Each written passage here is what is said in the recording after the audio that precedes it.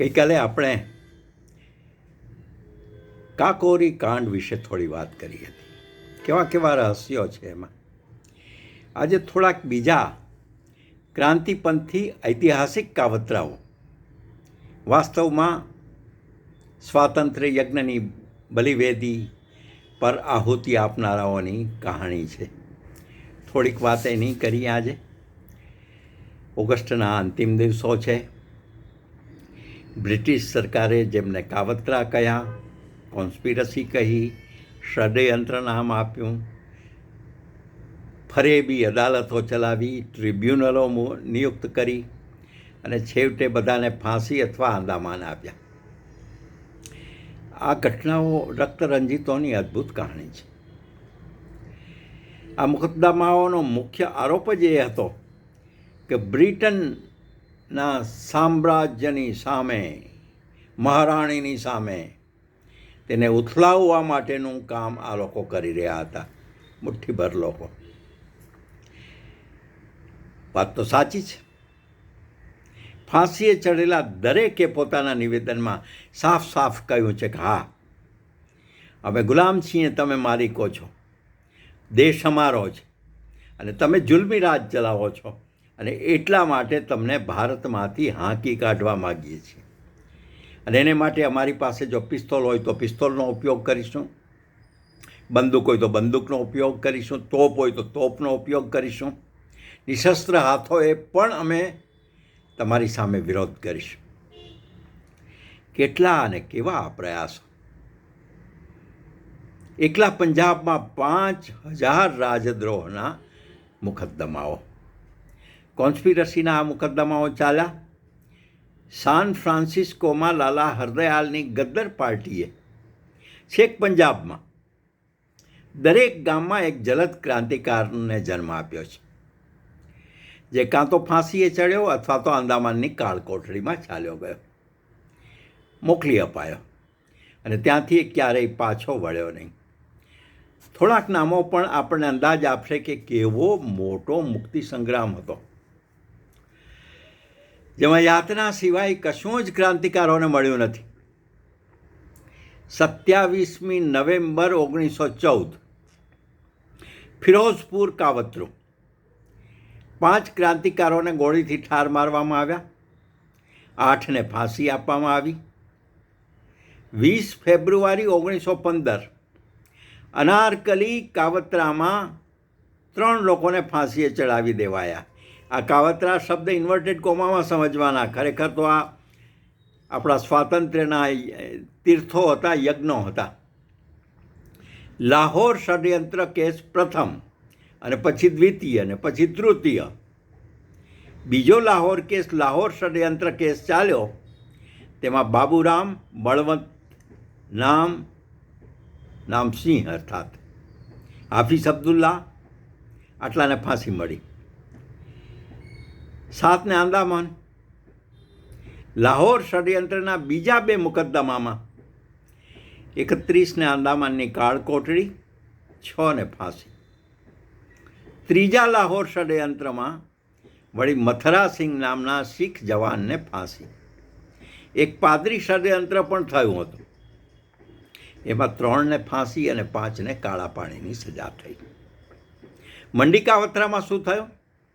મુકદ્દમો ચાલ્યો, એક મુકદ્દમો પછી બીજો મુકદ્દમો. તેમાં 2ને અંદામાન અને બીજા કાવતરામાં યુવક સિંધુને કાળા પાણીની સજા થઈ.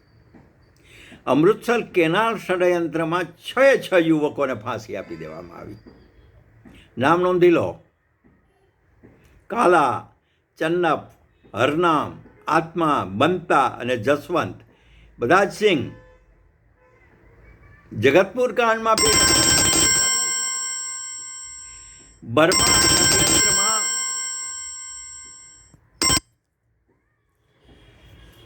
ભારતીય યુવકો ફાંસીએ ચડ્યા હતા. તે હતા હરનામસિંહ, શંકરદાસ ઉર્ફે ચેલિયારામ, વસાવાસિંહ, નારાયણસિંહ, નિરંજનસિંહ, પાલાસિંહ, મુજતબા હુસૈન અને બીજા 9ને જન્મટીપ. એક મુકદ્દમો જાણીતો થયો છે સાન ફ્રાન્સિસ્કોમાં. 1 થી 17 આરોપીઓ એમાં બિન ભારતીય હતા. બાકીના તે ગોવા સિંહ, ભગવાન સિંહ, તારા સિંહ, વિરેન્દ્ર સરકાર, ચંદ્રકાંત ચક્રવર્તી અને સુંદરસિંહ. બધાને કારમી સજા થઈ. 1915ના વર્ષમાં પંજાબમાં ચાલેલા ષડયંત્રોમાં 15ને ફાંસી આપવામાં આવી. 34ને કાળા પાણીની સજા થઈ. 1ને ગોળીથી ઠાર મારવામાં આવ્યો. 1939માં આવા 52 મુકદ્દમાઓ ચાલ્યા. તમામ જગ્યાએ ફાંસીની સજાઓ. 1916માં માંડલેની જેલમાં પુરાયા એ પહેલાં કાવતરું જે ચાલ્યું એમાં 5ને ફાંસી આપવામાં આવી. 8ને આંદામાનની સજા થઈ. યાદ રહી કે આ માંડલેની જેલમાં લોકમાન્ય ટિળક અને સુભાષચંદ્ર બોઝને પણ જેલમાં રાખવામાં આવ્યા હતા. બીજા આવા જ મુકદ્દમામાં 3ને ફાંસી, અન્યોને કાળા પાણી, આવી સજાઓ થઈ. મહારાષ્ટ્રને બીજે નાસિક ષડયંત્ર, માણિકતોલા ષડયંત્ર, ઢાકા ષડયંત્ર, જલાલાબાદ ચટ્ટગ્રામ ષડયંત્ર, બુલદાણા કાંડ, મહિષાધાડ, ઢાકા અનુશીલન સમિતિ કેસ, બાટવિયા જહાજ ષડયંત્ર, હલ્દુધારી વાડ કેસ, બારીસાર ષડયંત્ર, રોડા પિસ્તોલ કેસ, ગદ્દરના ષડયંત્રો, અલીપુર ષડયંત્ર. કેટલા બધા નામો છે. લોર્ડ હાર્ડિંગ્સ પર બોમ્બનું ષડયંત્ર, નાગલા, મુનશીગંજ, બુલના, ખુલના અને ઢાકા હાવરા ષડયંત્રો, વલ્લા સ્ટેશન ધાડ કેસ, રંગૂન ષડયંત્ર. આ છેલ્લા રંગૂન ષડયંત્રના નામ આપણે મેળવીએ તો આ નામો છે, યાદ કરીએ. રસુલ્લા, ઇમ્તિયાઝ, સુલેમાન, મુનશીરામ, ભગતસિંહ, અખ્તરસિંહ, હજારાસિંહ અને વીરસિંહ. કોણ હશે આ લોકો? એક ભગતસિંહને તો આપણે જાણીએ છીએ લાહોર ષડયંત્રમાં હતા. પણ હુઝ હુ ઇન ઇન્ડિયન માર્ટિયરમાં આવા 51 ભગતસિંહોની નોંધ છે. 51 જે બધા કાં તો ફાંસીએ ચડાવાયા કાં તો આંદામાનની સજા થઈ. 1925માં બબ્બર અકાલી દળના 5ને ફાંસી મળી. નામ કિશનસિંહ, કરમસિંહ, દલપસિંહ, ધરમસિંહ અને રણબીરસિંહ. 25 ફેબ્રુઆરી 1926ના રોજ આ તમામને ફાંસીના માચડે લટકાવી દેવાયા. દક્ષિણેશ્વર મુકદ્દમામાં અનંત હરી અને પ્રમોદ રંજનને ફાંસી મળી હતી. 28 સપ્ટેમ્બર 1926ના દિવસે આ ફાંસી થઈ. રંગૂનમાં થરાવાડી સીમાનો દંગલ, ઉડોકવીનમાં એનું પુનરાવર્તન, મુકદ્દમાના નનામ દેદેઈ, અલાતોંગ, થિલાંગ, મિડોન, ઝિગોન, 1891માં ઇમ્ફાલ, પછી બિઘાટી, ભદ્રેશ્વર, હુગલી, મિદનાપુર, નારિયા, મોટેહલ, મુનશીગંજ, હાવડા, મિદનાપુર, માલરીપુર, રાજા બજાર, બારીસાલ. બધે બ્રિટિશરોએ પોતાના ન્યાયના ધજાગરા ચડાવવા માટે ષડયંત્ર કેસો કર્યા અને તમામમાં ફાંસી અને આંદામાન મળ્યા. તિન્નવેલી, સિલહટ, સિલચર, ફિરોઝપુર, કાચીન, કામેંગ, નામતી, સિંગાપુર. જુઓ આ ભારતની બહાર પણ સિંગાપુર સુધી ક્રાંતિ વિસ્તરેલી હતી. બાંગ્લાદેશના આજના કેટલાક નામો જે ચટ્ટગ્રામ સહિતના, એમાં પણ આપણે એનો પણ સમાવેશ કર્યો. ત્યાં પણ લડાઈ થઈ હતી. છેલ્લી આ યાદી તો હજુ અધૂરી છે, પણ જે કેટલાક મહત્ત્વના આપણે નામ આપ્યા એમાં છેલ્લો, લાલ કિલ્લામાં આઝાદ હિંદ ફૌજના સેનાના નાયકો સહિતના સૈનિકો ઉપર કેસ ચાલ્યો. લાલ કિલ્લામાં શા માટે?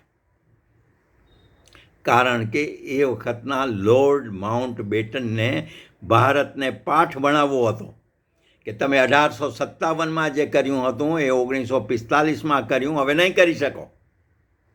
બેશક એમને હિન્દુસ્તાન આઝાદ તો કરવું જ પડ્યું મજબૂરીથી, પણ લાલ કિલ્લામાં 1857માં બહાદુર શાહ ઝફર ઉપર આવો જ રાજદ્રોહનો મુકદ્દમો ચાલ્યો હતો.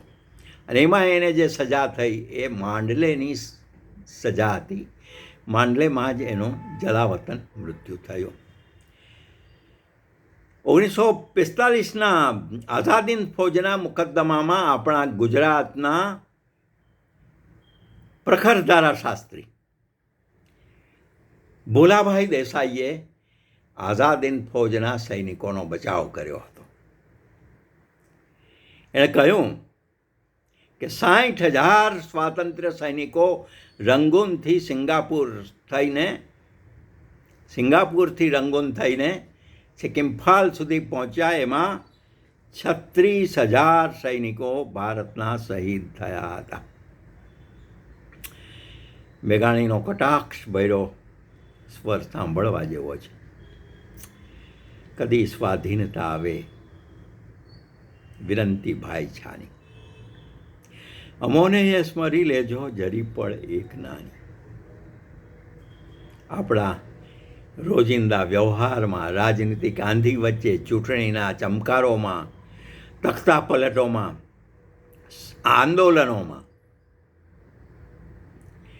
એની વચ્ચે આ આપણા દીવડાઓ જેને ઓલવી દેવાયા હતા બ્રિટિશ સત્તા દ્વારા, એનો પુણ્ય સ્મરણ કરી. ધન્યવાદ.